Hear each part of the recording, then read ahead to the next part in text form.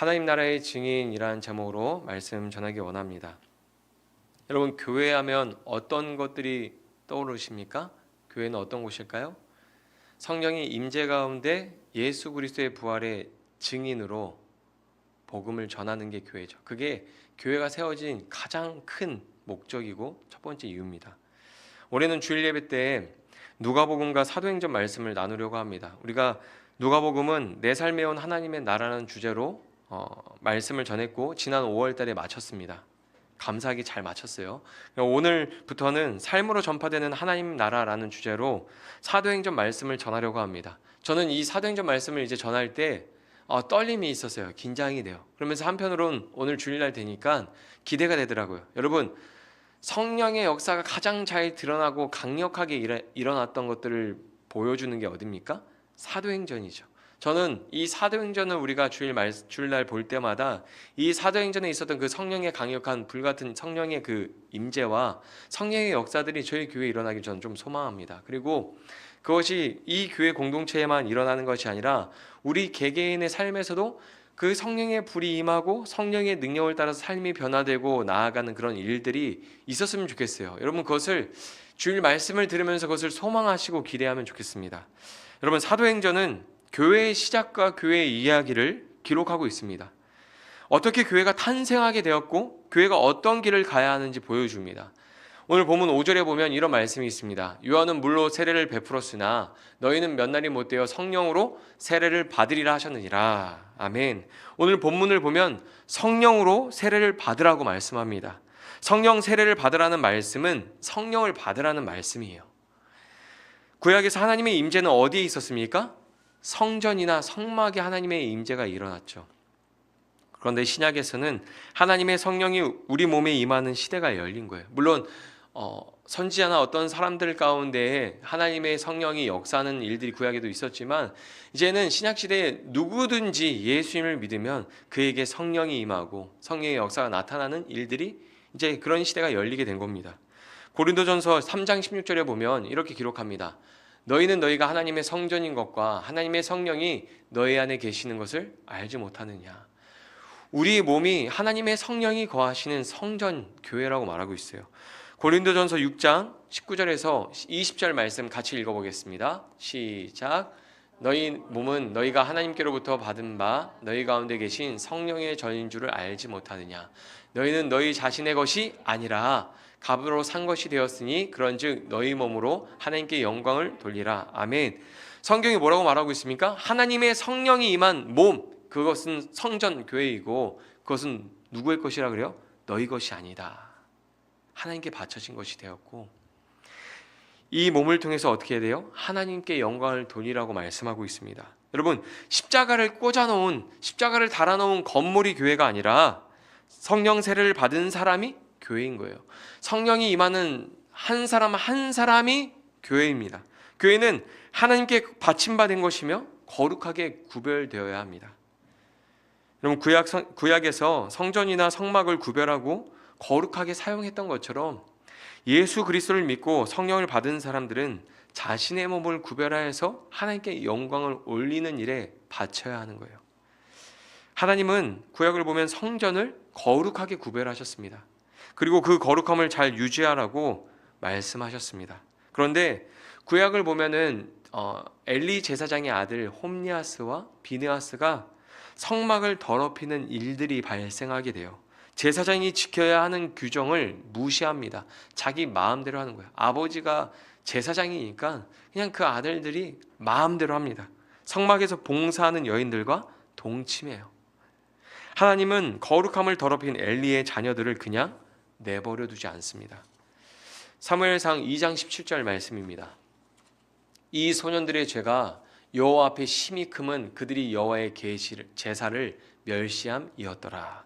4장에는 이렇게 기록합니다. 하나님의 괴는 빼앗겼고 엘리의 두 아들 홈니와 비느하스는 죽임을 당하였더라.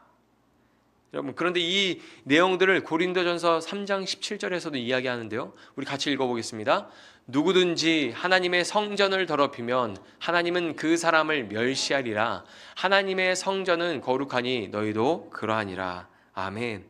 하나님은 성전의 거룩함과 거룩한 예배를 비웃고 가볍게 여기고 더럽히는 것을 엄하게 다스리십니다. 하나님의 성전을 더럽히면 하나님은 그 사람을 멸시하겠다고 말해요. 성전을 더럽히는 죄, 자기의 몸을 더럽히는 죄를 우리는 회개해야 되는 거죠. 교회의 시작은 하나님이 하십니다. 구약에 나오는 성막, 성전 모두 하나님이 세우셨어요. 노아의 방주를 지을 때처럼 하나님께서 설계하시고 하나님께서 성막을 어떻게 지어야 되는지, 어떠한 재료로 어떻게 지어야 되는지 구체적으로 가르쳐 주셨습니다. 솔로몬의 성전은 다윗을 통해서 감적적으로 지시하셨고 성막 설계의 원리를 따라서 지었어요. 하나님은 성전을 지으시고 성막을 지으시는 그 모든 일들을 하나님이 시작하시고 하나님이 완성하셨습니다. 여러분, 이것을 기억하십시오. 교회는 하나님이 세우시는 거예요. 한 사람의 성도를 세우는 거 하나님이 하시는 거고요. 이 더바인 교회를 세우는 것 또한 하나님이 하시는 겁니다. 그리고 하나님이 세우신 교회는 거룩한 교회입니다. 우리는 교회의 거룩함을 수호하고 하나님께 영광을 돌리도록 바쳐진 존재예요. 우린 더 이상 우리의 몸이 우리의 것이 아닙니다. 사도행전은 교회의 탄생과 교회가 가야 할 길을 보여주고 있습니다. 즉, 성령이 임하는 성전이 된 사람들이 어떤 길을 가야 하는지 가르쳐주는 말씀이 바로 사도행전입니다. 예수 그리스도를 믿고 성령을 받은 여러분이 교회라는 것을 기억하십시오. 우리 이렇게 옆에 있는 분들에게 한번 인사할까요? 내가 교회입니다. 내가 교회입니다. 여러분이 하나님의 성전이 임하는 교회입니다. 여러분, 그냥 교회가 아니라 하나님의 성령이 임하는 교회, 거룩한 교회입니다. 우리는 하나님께 영광을 돌리기 위해서, 하나님의 아름다움을 나타내기 위해서 탄생한 교회입니다. 부활하신 예수님께서 제자들을 가르치실 때, 잘 들어보세요. 부활하신 예수님께서 제자들을 가르치실 때 당부하신 말씀이 성령을 받으라는 말씀이었어요. 하나님이 약속하신 성령이 임할 때까지 기다리라고 말씀하셨습니다. 오늘 본문 4절에서 5절입니다. 사도와 함께 모이사 그들에게 분부하여 이르시되 예루살렘을 떠나지 말고 내게서 들은 바 아버지께서 약속하신 것을 기다리라. 요한은 물로 세례를 베풀었으나 너희는 몇 날이 못되어 성령으로 세례를 받으리라 하셨느니라. 아멘. 예수님은 왜 성령을 기다리라고 말씀하셨을까요? 교회는 성령의 임재와 인도함 없이는 아무것도 할 수 없기 때문입니다. 교회의 모습을 하고 있지만 성령의 임재가 없다면 그것은 빈 껍데기일 뿐이죠. 성령의 임재가 없는 곳에는 성령의 역사가 일어나지 않아요. 예수님께서 성령이 임할 때까지 기다리라고 말씀하셨던 겁니다. 여러분, 인간의 열심으로 많은 사역을 하는 것보다 성령을 받는 것이 훨씬 더 중요합니다. 베드로도 누구보다 열심히 예수님을 따랐지만 어떻습니까? 어려움이 찾아왔을 때 결국 도망치고 예수님을 부인하죠. 그러나 성령을 받은 이후에 베드로는 어떻습니까? 어떠한 어려움과 두려움 앞에서도 담대하게 부활의 주님을 전하죠. 여러분, 성령을 받는 것이 그래서 중요한 거예요. 성령님이 하시는 사역을 크게 세 가지로 구분할 수 있습니다. 성령님이 하시는 첫 번째 사역은 구원 사역입니다. 성령님은 말씀을 깨닫게 하시고 믿음으로 구원을 얻게 하세요. 이게 무슨 사역이에요? 생명 사역이죠. 성령은 우리가 말씀을 읽고 들을 때 그 말씀이 깨달아지게 하고 믿음을 갖게 하고 구원을 얻게 합니다. 교회에서 많은 일을 하고 많은 봉사를 하는 것보다 구원의 확신을 갖는 게 중요합니다. 성령을 받는 게 더 중요한 거예요.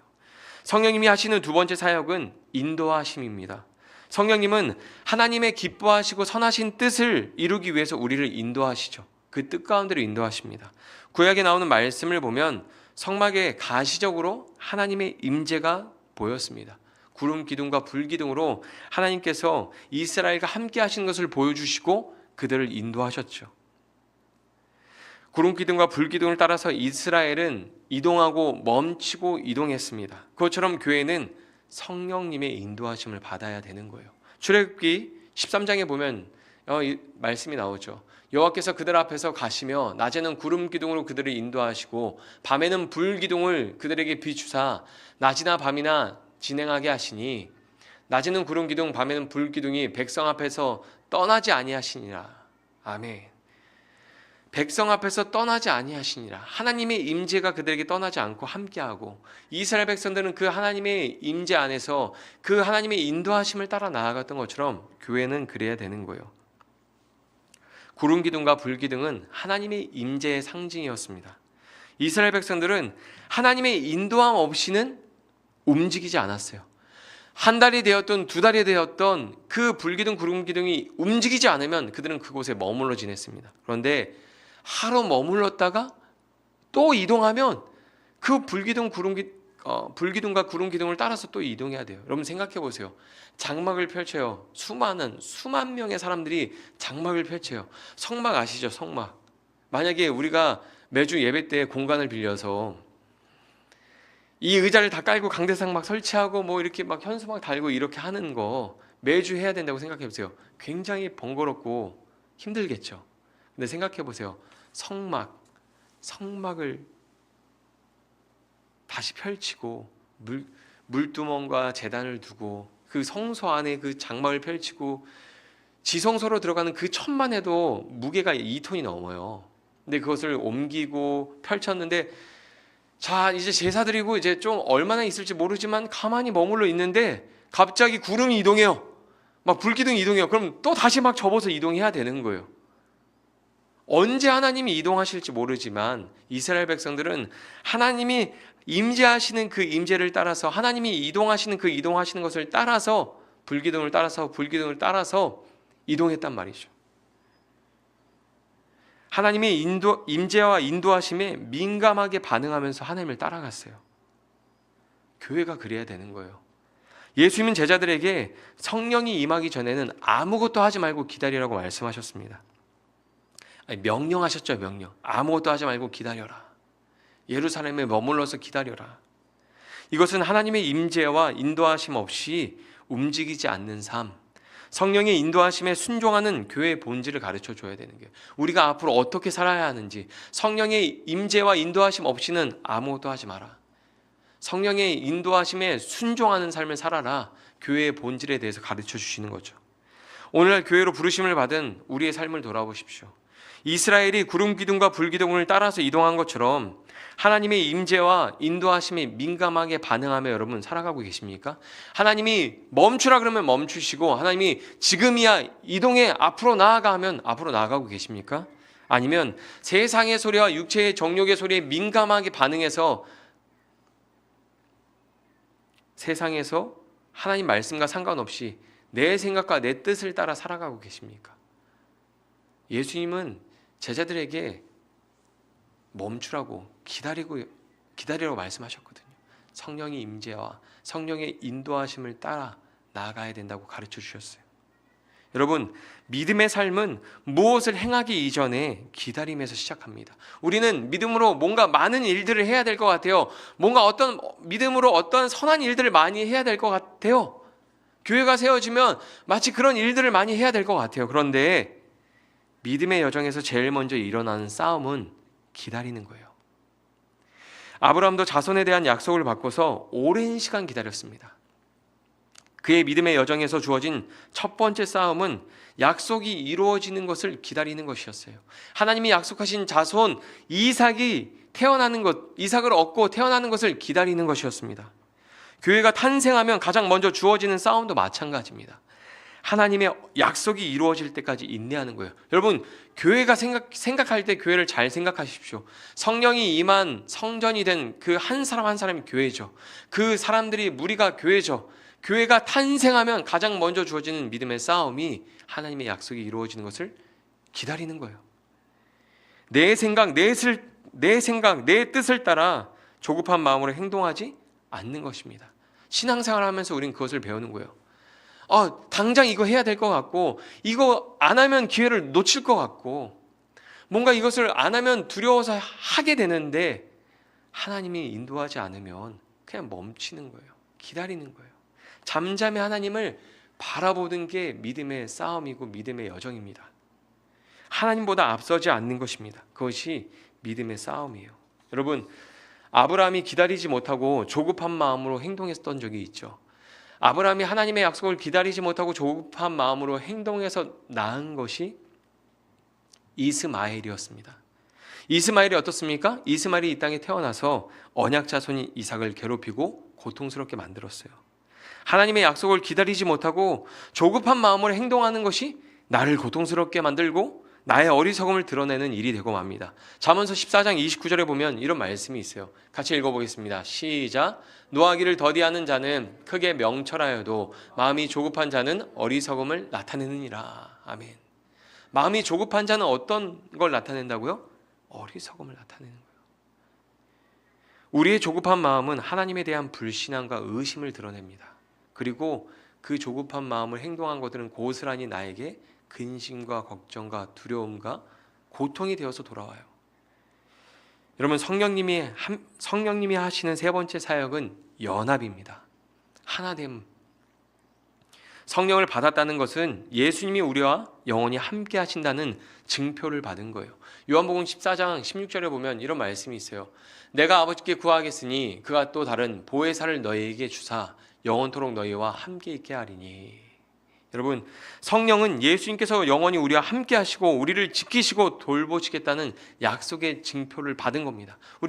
성령이 우리에게 임했다는 것, 성령을 받았다는 것은 예수님과 영원히 함께 하게 되었다는 증표를 받은 거예요. 성령을 받으면 예수님과 우리 개개인이 영원히 함께 사는 것이며 동시에 예수 그리스도 안에서 영원히 우리가 함께 하게 되었다는 것을 의미합니다. 이것은 잘 생각해 보세요. 성령을 받았다는 건 우리가 영원히 예수님과 함께하게 되었다는 것이고, 그 그리스도 예수 안에서 한 사람 한 사람이 영원히 함께하게 되었다는 것을 의미합니다. 우리는 하나님의 선하시고 기뻐하신 뜻을 성령님이 인도하시는 것뿐만이 아니라 하나님의 선하시고 기뻐하신 뜻을 이루기 위해서 우리를 연합하게 하시는 게 성령이에요. 우리는 한 성령 안에서 하나의 신앙을 고백하고 공유하는 교회로 부르심을 받았습니다. 에베소서 4장 3, 4절에 보면 그 내용이 나와요. 평안에 매는 줄로 성령이 하나 되게 하신 것을 힘써 지키라.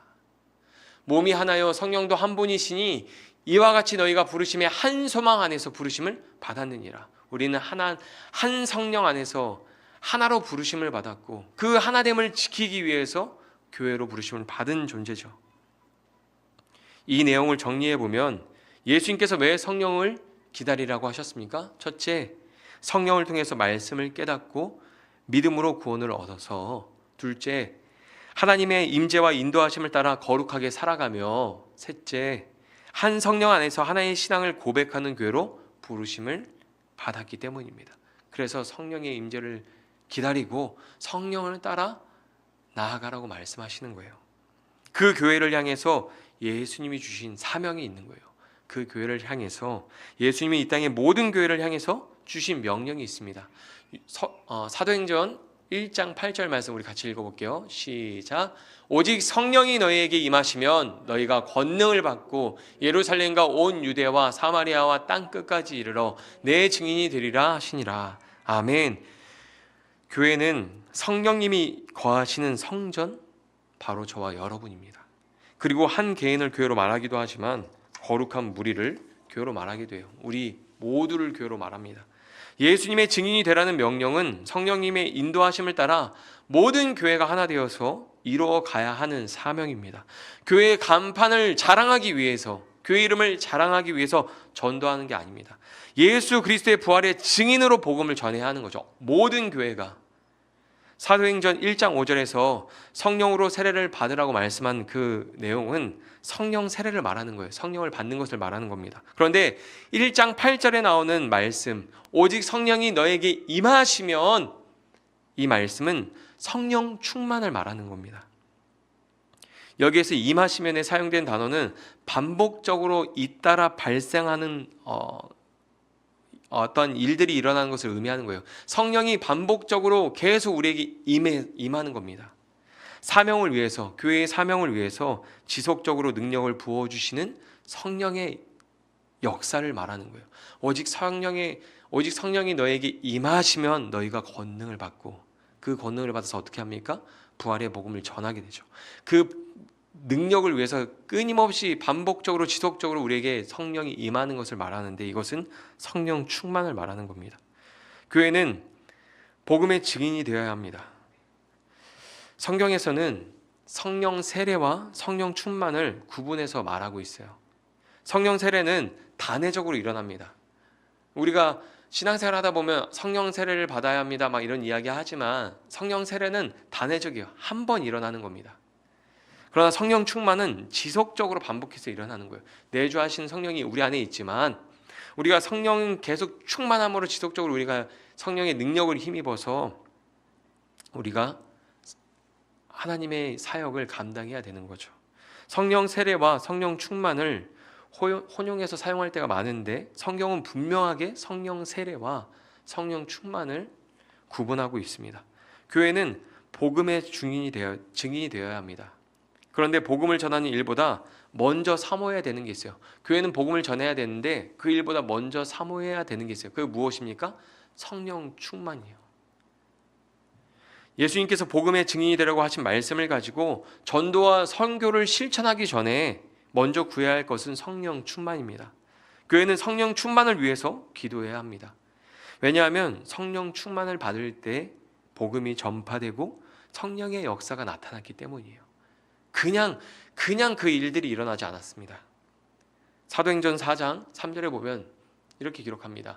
빌기를 다음에 모인 곳이 진동하더니 무리가 다 성령이 충만하여 담대히 하나님의 말씀을 전하니라. 사도행전 6장에도 그런 비슷한 말씀이 있어요. 스데반이 은혜와 권능이 충만하여 큰 기사와 표적을 민간에 행하니 스데반이 지혜와 성령으로 말함은 그들이 능히 당하지 못하여.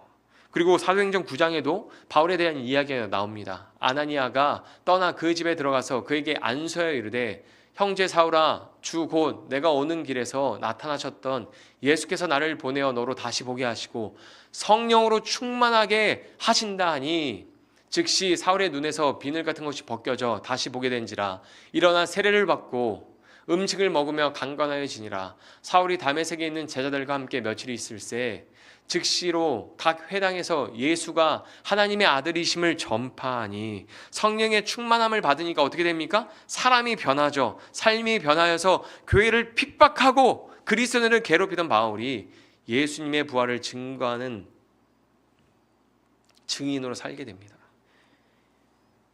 교회가 하나님의 명령을 따라 사역을 어떤 복음의 사역을 하기 전에 전도와 선교의 일들을 하기 전에 먼저 구해야 될 것이 무엇입니까? 성령 충만함을 구하는 것이죠. 교회는 성령 충만을 사모하고 복음의 증인이 되어야 합니다. 여러분, 증인은 어떤 사람이죠? 우리가 어떤 사건이 일어났을 때 증인을 재판 현장에 부르잖아요. 그 사람은 어떤 사람입니까? 그 현장을 목격한 사람, 그 현장에 있었던 사람, 경험한 사람이죠.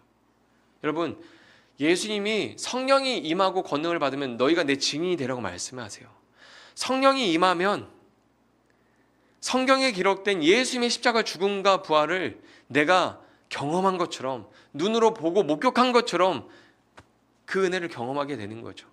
하나님의 그 부활하신 그 예수님의 영광과 위엄과 그 아름다움을 보고 목격한 것처럼 우리가 그 은혜를 누리며 그것을 고백하게 되는 거죠.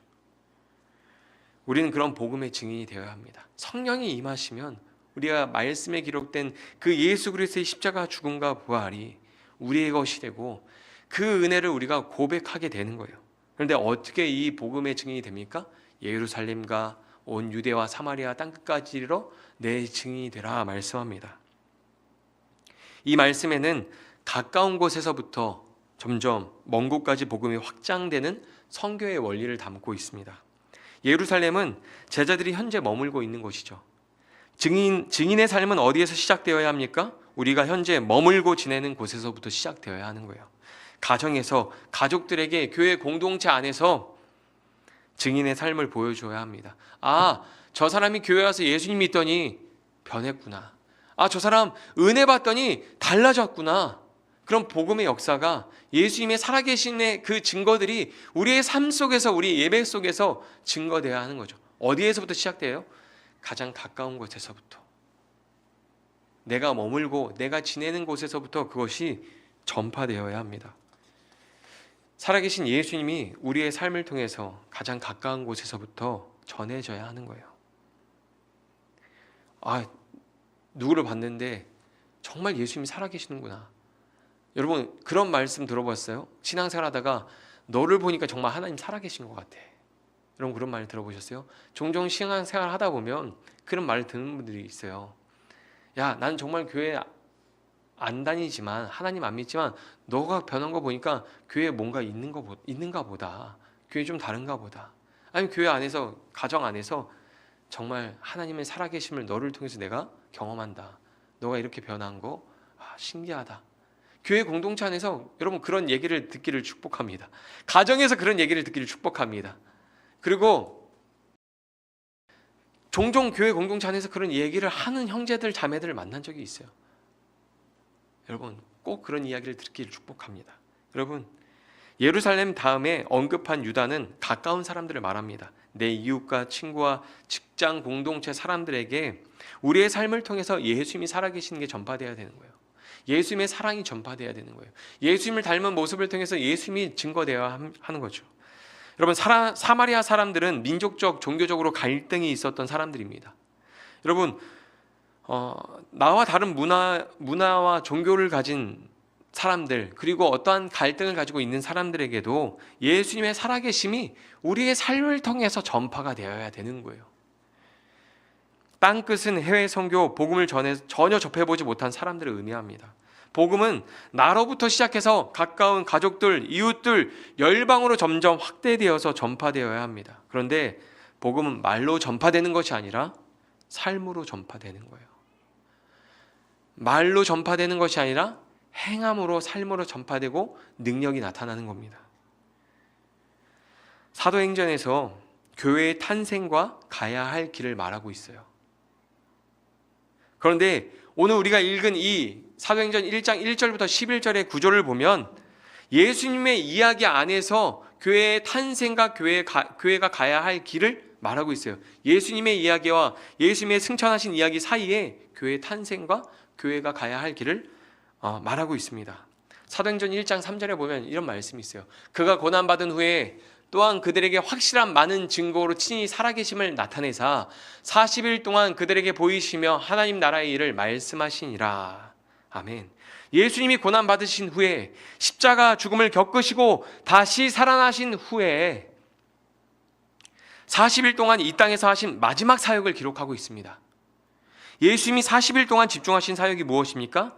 친히 살아계심을 나타내셨습니다. 제자들을 찾아가셔서 예수님이 부활하시고 살아나셨다는 것을 친히 제자들에게 보여주셨어요. 왜요? 제자들은 부활하신 예수님을 믿지 못했습니다. 그래서 예수님이 제자들을 찾아가셔서 자신을 나타내시고 보여주시면서 부활을 증명하셨어요. 하나님의 약속을 따라서 내가 다시 살아나셨다, 예수님이 다시 살아나셨다는 것을 보여주셨습니다. 눈으로 보고도 믿지 못하고 의심하는 제자들이 있으면 손으로 직접 만져보고 예수님이 그 못자국에 손가락을 넣어보라고, 옆구리에 창이 찔린 자리에 손가락을 넣어보라고 말씀하셨어요. 그리고 또 하나 집중하신 사역이 하나님 나라의 복음을 가르치신 것입니다. 그렇게 40일 동안 부활을 증거하고 하나님 나라의 복음을 가르치시다가 올라가셨어요. 다시 하나님 나라로 올라가셨어요. 오늘 본문 9절에서 11절 말씀입니다. 같이 읽어보겠습니다. 이 말씀을 마치고 그들이 보는데 올려져 가시니 구름이 그를 가리어 보이지 않게 하더라. 올라가실 때 제자들이 자세히 하늘을 쳐다보고 있는데 흰옷 입은 두 사람이 그들 곁에 서서 이르되 갈릴리 사람들아 어찌하여 서서 하늘을 쳐다보느냐. 너희 가운데서 하늘로 올려지신 이 예수는 하늘로 가심을 본 그대로 오시리라 하였느니라. 아멘. 여러분, 교회는 예수님이 다시 오실 거라는 약속을 기다리며 부활의 증인으로 이 땅을 살아가야 합니다. 예수님께서 다시 살아나신 이후에 뭐 하셨습니까? 죽었다가 다시 살아나신 이후에 뭐 하셨습니까? 부활하신 예수님이 살아나셨다는 것을 증거하셨죠. 이것을 잘 기억하십시오. 로마서 6장 3절에서 5절에 이런 말씀이 있어요. 무릇 그리스도 예수와 합하여 세례를 받은 우리는 그의 죽으심과 합하여 세례를 받은 줄을 알지 못하느냐. 그러므로 우리가 그의 죽으심과 합하여 세례를 받았으므로 그와 함께 장사되었나니 이는 아버지의 영광으로 말미암아 그리스도를 죽은 자 가운데서 살리심과 같이 우리로 또한 새 생명 가운데서 행하게 하려 함이라. 만일 우리가 그의 죽으심과 같은 모양으로 연합한 자가 되었으면 또한 그의 부활과 같은 모양으로 연합한 자도 되리라. 아멘. 여러분, 예수님을 믿는 사람은 예수님이 십자가에서 죽으셨을 때 함께 죽은 겁니다. 여러분 믿으십니까? 예수님을 믿는 사람은 예수님이 십자가에서 죽으셨을 때 함께 죽은 거예요. 그래서 우리가 더 이상 우리의 죄악을 정죄받지 않는 겁니다. 그리고 예수님과 함께 죽었던 사람은 예수님 다시 살아나심으로 새 생명을 얻고 다시 살아난 거예요. 새 생명을 얻고 다시 살아난 우리도 부활하신 예수님처럼 부활의 증인으로 살아야 돼요. 예수님 죽으셨다가 다시 살아나셔서 뭐 하셨습니까? 부활을 증거하셨잖아요. 예수님 살아나셨다는 걸 보여주셨잖아요. 예수님을 믿고 함께 죽고 새 생명을 얻은 우리도 예수님처럼 그 부활의 증인으로 살아야 하는 겁니다. 삶을 통해서 예수님이 살아 계신다는 것을 보여주어야 합니다. 여러분, 예수님은 살아 계십니다. 여러분, 예수님 살아 계십니다. 예수님은 오늘날 우리와 함께 하십니다. 약속을 따라 성령을 보내주셨던 것처럼 약속을 따라서 예수님 다시 오실 거예요. 우리는 그 약속을 기다리며 부활의 증인으로 살아야 합니다. 우리가 전해야 하는 복음이 무엇입니까? 부활의 복음이죠. 예수님 다시 살아나셨다. 우리를 위해서 십자가에서 죽으시고 우리를 위해서 다시 살아나셨다는 그 부활의 복음을 전해야 합니다. 그리고 삶으로 그것을 증명해야 되는 거예요. 예수님 정말 살아나셨다는 것을, 예수님 정말 살아계신다는 것을, 우리와 함께 하신다는 것을 삶으로 증명해야 합니다. 예수님과 함께 죽었던 것처럼 우리는 예수님과 함께 부활도 경험하게 될 것입니다. 여러분, 성령 충만을 사모하십시오. 그리고 그것을 위해서 기도하십시오. 그리고 예수님의 다시 오심을 바라보며 부활의 증인으로 사십시오. 이제는 성령의 임재와 성령의 인도하심을 따라 그 인도하심을 따라 나아가는 삶을 소망하시고 그 삶을 위해서 힘쓰십시오. 교회는 그런 곳입니다. 그렇게 존재해야 합니다. 성령의 임재와 인도하심을 따라 움직여야 됩니다. 하나님을 예배하고 찬송하고 하나님께 바쳐진 존재로서 오직 하나님의 아름다움과 영광을 드러내는 존재로 세상에서 살아가야 합니다.